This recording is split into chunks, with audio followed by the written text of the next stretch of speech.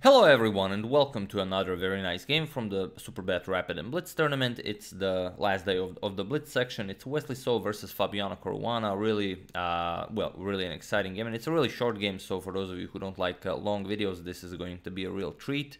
And if you're wondering why my face is a bit red, well, I bought this razor here in Germany, and well, it's not a very good razor. That's all there is to it. So I thought that maybe I should wait for the red swelling to disappear, but I thought, yeah, it's all about the chess anyway. So just in case you were wondering. So without further ado, let's check it out. Wesley opens with knight to f3. The Reti opening is on the board with d5 by Caruana, e3, knight to f6, and c4. With e6 by Caruana, and now postponing the advancement of the d-pawn with knight to c3, bishop to e7, and now b3, preparing to fianchetto the dark square bishop with castles by Wesley, and now bishop to b2. So everything, standard stuff of the Reti with c5, and now comes c captures on d5. Recapturing is, it's both popular with the knight and with the pawn. Fabi decides to capture with the knight with knight captures on d5, and now queen to b1. It's a known idea. Very, very aggressive idea. The queen already eyes the h7 pawn. Maybe if knight captures on c3, you can also capture with the d pawn and maybe avoid the queen trade. But all in all, there are ideas like h4. You can go knight g5 already, create some very nice threats on the king side. And for a blitz game, it's always useful to have your pieces attacking your opponent's king. Knight to c6 by Fabi, and now there are a few games that reach this exact same position with bishop to d3. This is a known move, but with h4 by Wesley and h4 on move 9 is a new move, so it is as of move 9 that we have a completely new game on our hands. With b6, not interested in anything here, and here knight g5 already poses some threats here. Well, the obvious threat, queen captures on h7 is mate, you cannot block it with this. If you play g6, then just knight captures on h7 followed by h5 is also a very nice attacking idea. It doesn't really matter if it's good or bad, it's a blitz game, so of course it's good.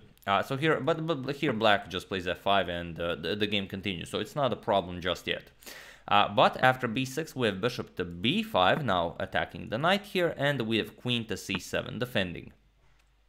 We have h5 by Wesley, and now comes h6. Of course, you don't want to allow the further pushing of the pawn, and here rook to h3. A very nice rook lift by Wesley, preparing rook to g3 to go after the black king. And you can't just attack it with e5, opening up a discovery from the bishop, because the knight on d5 is hanging. And if you go knight captures, bishop captures, and then e5, it's still really not a problem, because just rook g3, and you will still have maybe some problems here. So, after this rook h3 move, we have bishop to d7 by Fabi, continuing development, and now rook to g3. And remember at the beginning of the video when I said that this was going to be a very short game? This is basically it. Here, Fabi has to go knight to f6. This is the best move. This is the only move Fabi has, but Fabi decided to play f6. And f6 is most definitely not an okay move in this position. Feel free to pause the video and try to find why f6 is definitely not an okay move in this position while I give you a couple of seconds.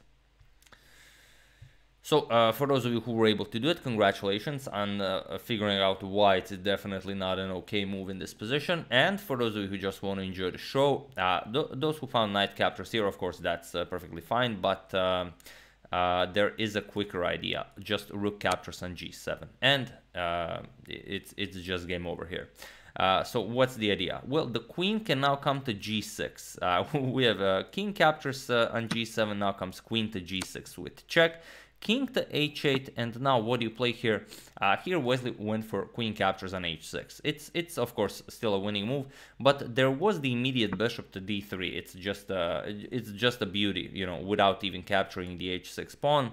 Would end the game much quicker. Here you don't have a good defense against queen to h7 mate. Your only move is f5.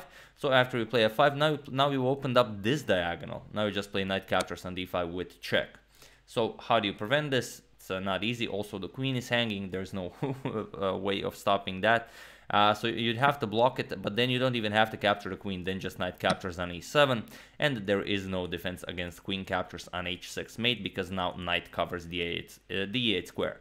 But it's a blitz game, both players were very low on time, so Wesley just played queen captures on h6 first, well, now it doesn't change anything. The queen always can retreat to g6, which is exactly what Wesley did. We have king back to h8, and now bishop to d3, and it was in this position that Fabiano Caruana resigned the game, as it's exactly the same as we've shown, only it was unnecessary to capture the h6 pawn. That's why I said it was well, it was just maybe you know, more aesthetically pleasing to not capture the h6 pawn, but you know, it's all the same. You're taking down Fabiano Caruana, so you might as well grab the h6 pawn. It's all good.